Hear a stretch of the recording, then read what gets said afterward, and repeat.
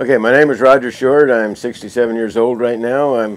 We came to this farm in Chimacum, Washington in 1945 when I was 3 years old. My grandfather and father purchased the farm after farming in Nebraska.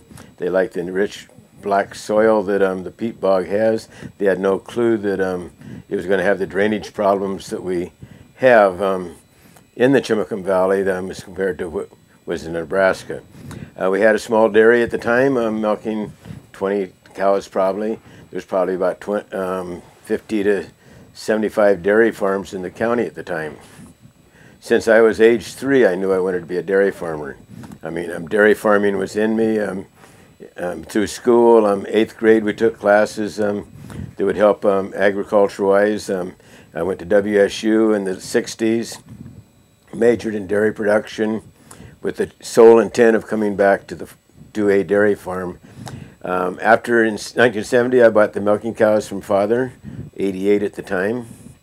We had 88 cows, and I rented half the farm from Father while he continued to raise replacement heifers for some other dairymen. I increased the herd from 1970 up till 2003 when we were milking 320 cows. A lot of the time during that period, we were milking 3 times a day. There was someone actually on the job 24 hours a day for a lot of the time. Why did you end up selling your dairy herd? When I started dairying in 1970, I took all my milk was going to Dairy Gold farms. It was being processed in Seattle or Chehalis. I was always a producer for Dairy Gold. Dairy Gold wanted to build a new processing facility in Sunnyside so that the Eastern Washington dairymen could have a place to sell their milk. We were promised our freight rates would be cheap, less than because of it, and they were promised there'd be more profits for us.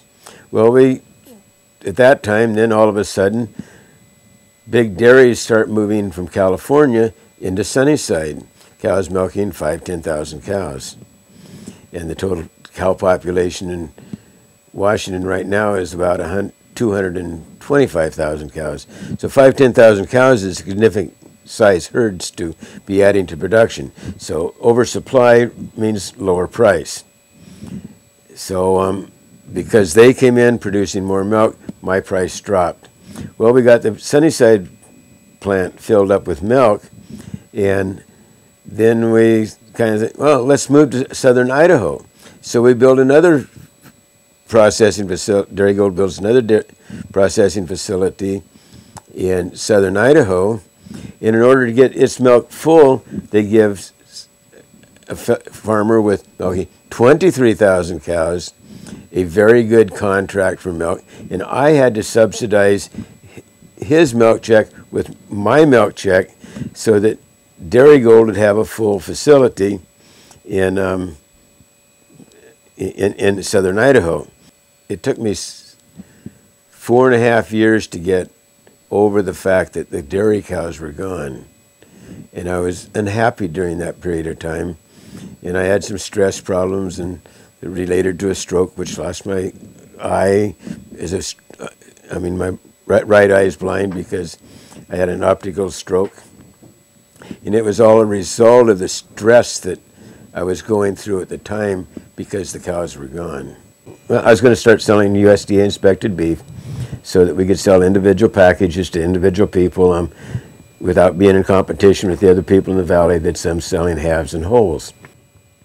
And we went to the farmer's market, and this farmer came up and wanted to know, how could I get the very fattest fat animal? And I said, what's this all about? And he said, I want the fattest fat animal I can get. How do I get it? And wait a minute, all we've heard up until this time is fat's bad for you, especially beef fat's bad for you. So I couldn't figure out what in the heck this guy was talking about. He gave me a book, and I started to look at it. The next day I went to a chiropractor that I go to, and he had an it had a Mother Earth magazine about grass-fed beef. And I started reading that, and it explained exactly why this fellow wanted meat with fat in it. Because the fatty acids, there's good fatty acids, bad fatty acids. And as long as it's all grass, we have omega-3 fatty acids ratio real close to the level that salmon is. And I've seen a lot of research, I've read a lot about what's going on with the grass-fed and such. So, I mean, I just had a complete change in the way I was feeling, because here we were thinking grain-fed, that's the traditional way, but I know grain doesn't have all the nutrients it's supposed to have. I know a cow has 4 stomachs and it's built to be eating grass. So we do a couple little side-by-side tests of the grass-fed compared to QFC beef, and wow, there's a difference. We take it to the farmer's market and people, wow, there's a difference there. I couldn't continue to raise beef and sell at the auction because that was a total losing product. I needed some added value to the product. So I looked for a specialty niche, what it really started to, and now I think it's something more than a niche, because we're providing a very healthful food. We're providing something that the valley land is adapted to, raising grass rather than row crops. It's something that doesn't take as much intense labor land use. It's better for the soil to keep, environment to keep it in sod, so you don't have as much erosion and sedimentation going into the streams. It was last year we started the grass-fed operation and really got into the 100% grass-fed beef. Beef is, to start with, I've always felt like the cow, it has 4 stomachs, it was made for grass. And now we're trying to feed it grain, which is a genetically modified crop.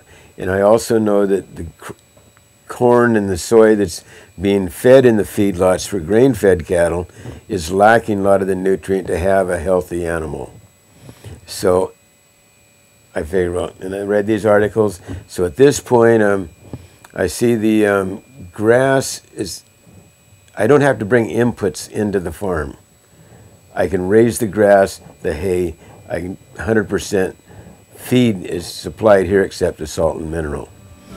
At this time, I feel very comfortable and passionate about what I'm doing. And I think I really feel good about it.